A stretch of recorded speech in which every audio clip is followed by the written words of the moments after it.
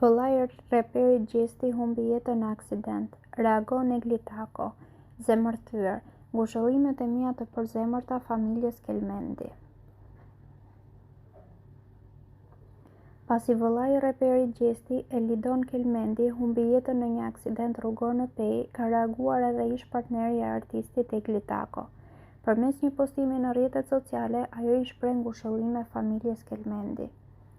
Askush prej nesh nuk është në kohë për të qenë i dëgjuar në këto momente të errëta. Doja shumë që të mos e lexoja kurrë një lajm të tillë e të mos e besoja. Më dhem zemra.